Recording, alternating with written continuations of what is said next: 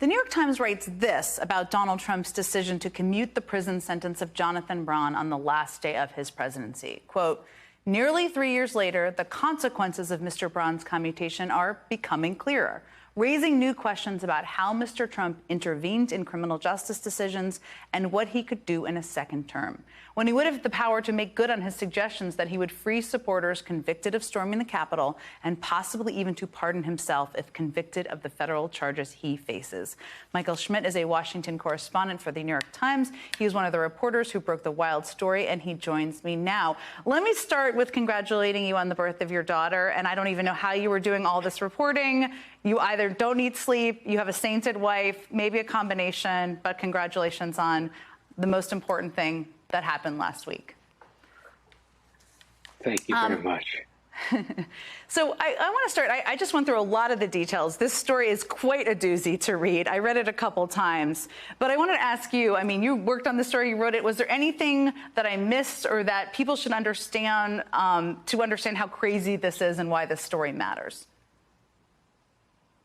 Yeah, I think one of the things about the story that sort of makes it hard is that there's so much there. There's so many different issues. And on some levels, and this doesn't get as much attention in the story, it's a major failure by the Justice Department. It's a 15-year failure.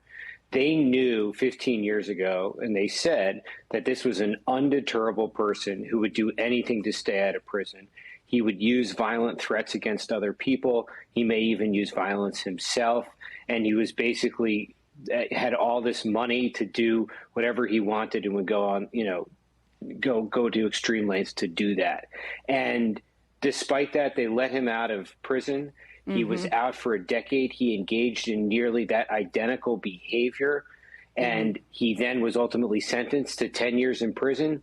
But in the end, Donald Trump commutes his sentence and he's back out there, and he was barred by a judge just a few weeks ago from operating in the state of New York because he's continuing to engage in this behavior. So sure, a lot of this is about the commutation, but a lot of it is about the U.S. Attorney's Office in Brooklyn, which allowed him to engage in this conduct for 10 years while he cooperated in an investigation. Yeah, and part the commutation, but it kind of undercut an entire larger federal investigation, that part as well. What has been the fallout that you've seen of this case? Internally, have you heard from other sources since you reported the story? Well, so the thing that's significant here is that in 2020, you have this investigation into the predatory loan industry, into the merchant cash advance business. These are people who go in and give, a loan to a company for, let's say, anywhere from $5,000 to $500,000, and they're taking back, tens of thousands of dollars more. You take a $5,000 loan, you pay $7,500 or $10,000 back. In some ways, that's legal. What Braun was doing was an extreme, fraudulent version of that. The government was trying to stop people like that. And they thought they had a cooperator in Braun to sort of turn on the people in the industry. And what happens is that they're in these negotiations with him, and they think they're going to have this cooperator. They're going to have someone who can turn on other people, put pressure on them, and allow them to build out a case. And they're in these negotiations, and they're not thinking, the prosecutors are not thinking, oh, he's going to get a pardon, he's going to get a commutation. They say he's a terrible candidate to get a pardon or commutation. We don't have to worry about this. This guy's going to be in prison for 7 more years. He's going to come to the table. He's going to agree to the terms that we want on this plea deal. And then on January 20th, it's announced that he's received this commutation, and it kills their leverage. It just kills the pressure that they had on him. And they go back to Braun after he gets out, and he basically calls their bluff and says, indict me. And the government has still not indicted him or anyone else in this merchant cash advance investigation. It's really, it's bananas, the whole story, just reading through it. One of the things that also stuck out to me and was a reminder to me, having worked in government for so many years, is what Bill Barr said when he took when he took over the Justice Department, quote, there was pardons being given out without any vetting by the department. And this is so interesting because there's tradition here, right? As you know, because you've covered this for many years, where the Justice Department oversees the vetting process, right? And then it goes to the White House. But it's not law. The president has the ability to pardon people on his own. So this kind of raises this big question about what Donald Trump, as you raised in the story, would do in a second term with the pardon power, because there aren't legal protections. So tell me more about your thinking on that. So the pardon power is sort of like perfect one to sort of have a Trumpian element to it, because it's almost unilateral. He can do whatever he wants. The Justice Department can't stop him from doing it. He doesn't need the Attorney General.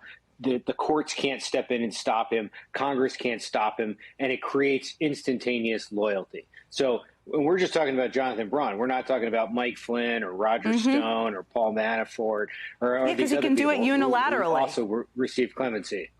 Correct. He can just do it on his own. So you know, the idea in the Obama administration was to have a structure in place so that it was seen that the clemency process was not about rewarding donors or allies or, you know, friends. It was about rewarding people that deserved mercy, deserved people who truly deserve clemency. So the department had this elaborate, perhaps almost, you know, too Obama-like process where every prosecutor who had every case was consulted and they wrote memos. Is this person a good candidate for that? And they went back and forth and they debated it and they wrote more memos and they went through this whole thing to make sure that when they went to use these clemency powers, as they did in pretty extreme and extraordinary ways to free nonviolent drug offenders, they were doing it to people who deserved it or were certainly good candidates for it and didn't have, let's say, violent past or other criminal exposure.